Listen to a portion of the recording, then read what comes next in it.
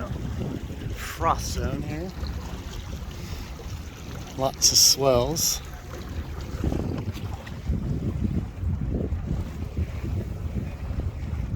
That's another breaker zone. Off the South Jetty. A good point to sail, but I'll have downwind to home port. So as much as this is nice and fast on the reach here, I do have to stay out of some of the surf zones that are created over here.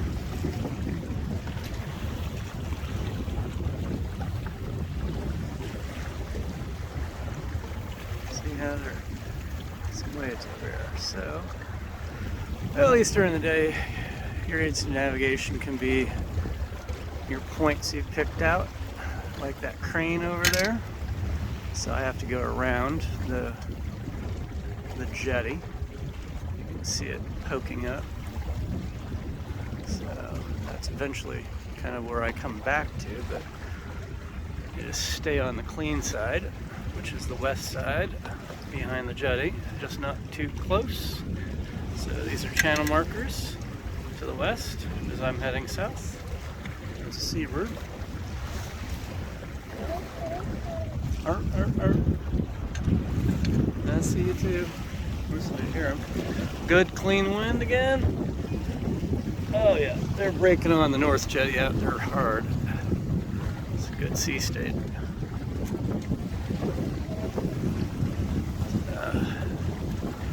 Mild heeling. Full sail up. I'll leave the jib nice and loose as I'll be rounding. Whoa, yeah, that's a nice swell there. What is that? Over 10 foot. See those waves come in? That's why you stay out of a braking zone.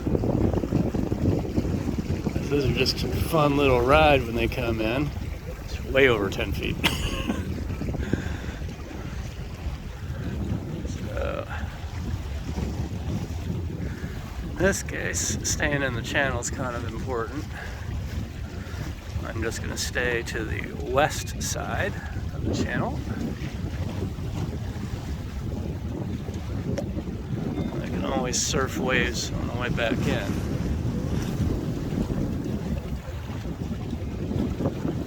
So if you already have your sails set for the condition you expect the wind to be in, then you don't have to change something at the last moment when you change course.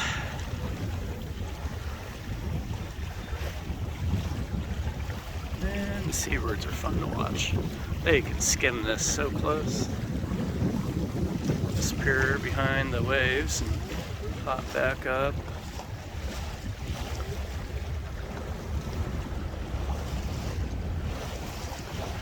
Reasonably fun, fast sailing here.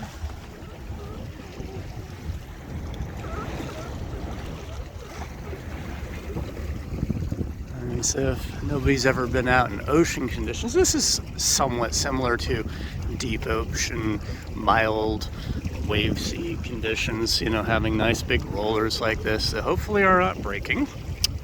So normally they're going to break out there because surface wind is opposite to the swell, or that the surface wind is so heavy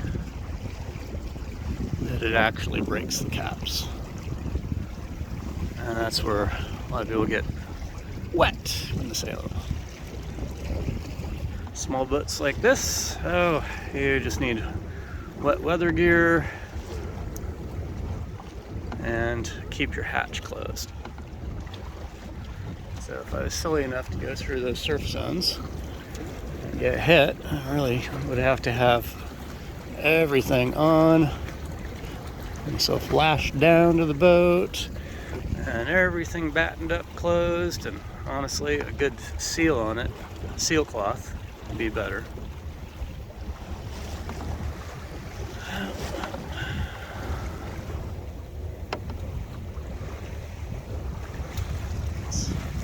Wave action over there, but it's pretty relatively gentle over here.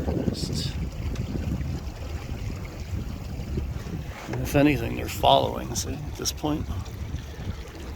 So they say following seas. Let's see how fast I'm moving. This is probably 4.5 to 5 knots. This thing doesn't go much better than 5 knots. It starts being a heavy heeled over vessel at closer to 5. It could probably do more, of course. It's actually pretty flat bottomed.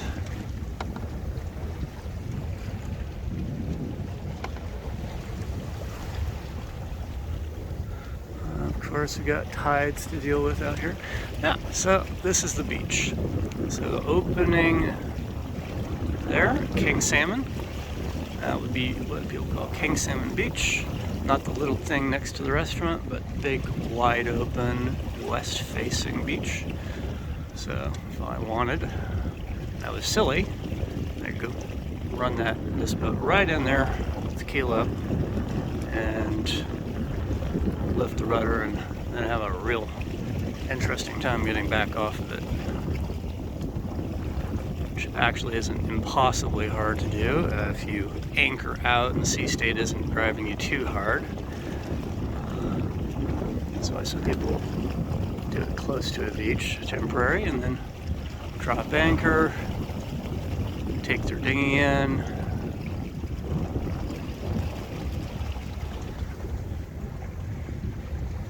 So I didn't get it on film earlier, but over there, right in the mouth, that frothy zone, was a real nice tree post or something floating with only a foot or so above water. It looked big and deep, something you don't want to hit. See these channel markers out here. Good thing to stay off them, even in a shallow boat. See what they're hanging on, all these birds. That stuff keeps on going out there, so stay on this side of it. It's a narrower channel in the south. And outside of it, during low tide, is actually pretty low, and I can actually drag my keel and rudder and those shallows.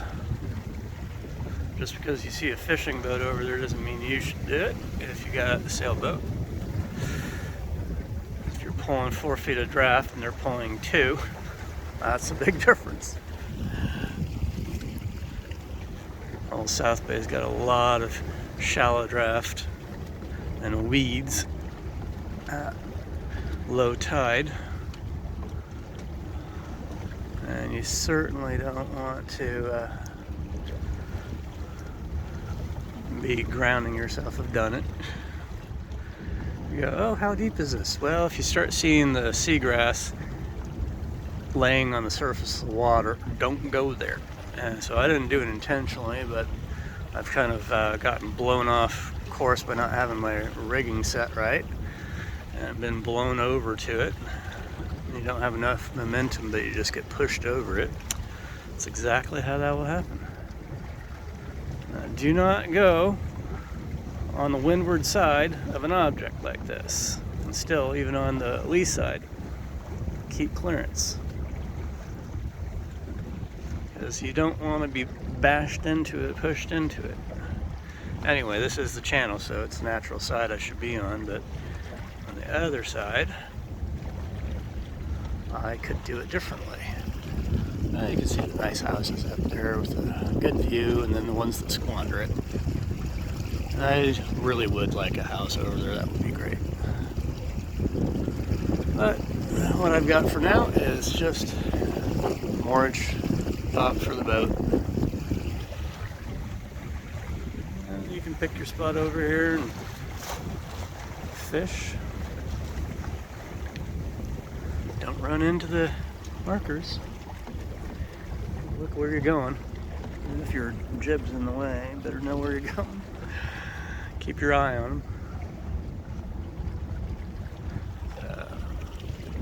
So I was saying about, you got the crane over there. If they don't move it, it's kind of an easy target. And I can start rounding this. It's a little bit longer here from this beach jetty area to the next jetty for the entrance.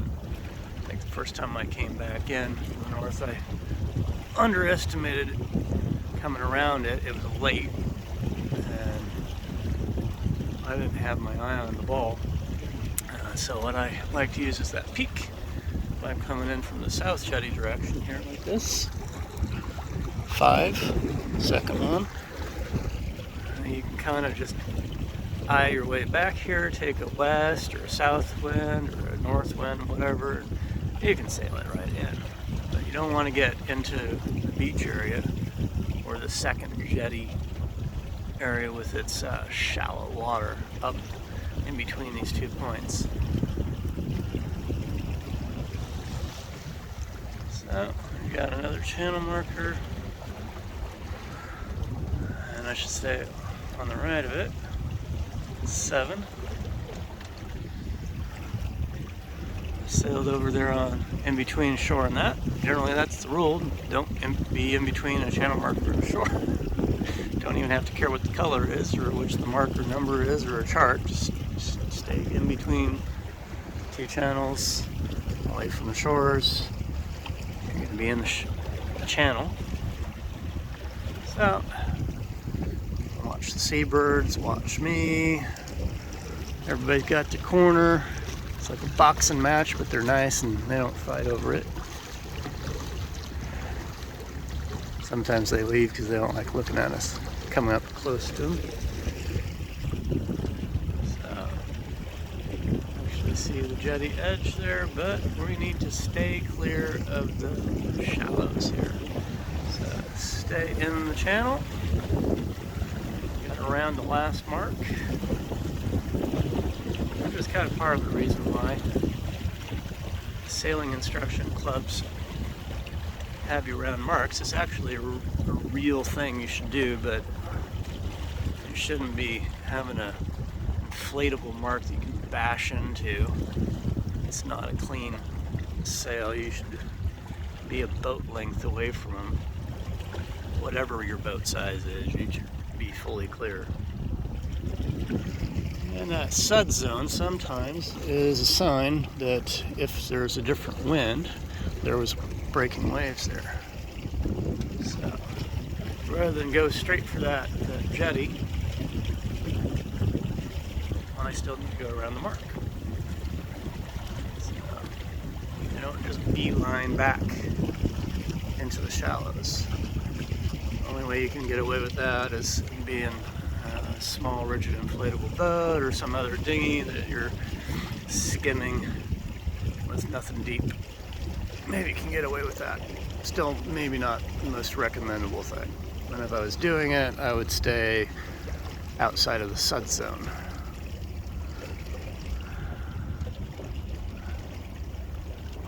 So I'm going to round the mark, and I know that when I turn east, the wind will be at my back, so I'm going to have to adjust the sails, quite likely, or I'm going to jibe, and then the jib, since it's not self-tacking, is going to need to be switched. So, as you can see, it's nearly behind me here. As the jib is luffing.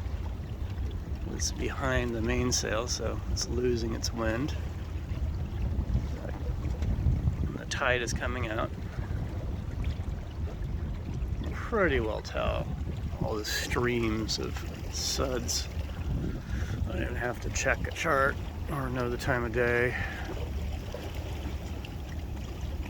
So, I'm gonna hold that for a bit. And then I'll clear the rocks on the edge of that jetty because they stick out. You've got to come in from the south. It's like a little J-shaped jaw with the lower J pointing off to the south.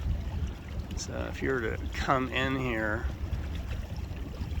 straight into that, you might find yourself on the rocks, especially in a sailboat. You definitely would if you got too close. It's not very wide.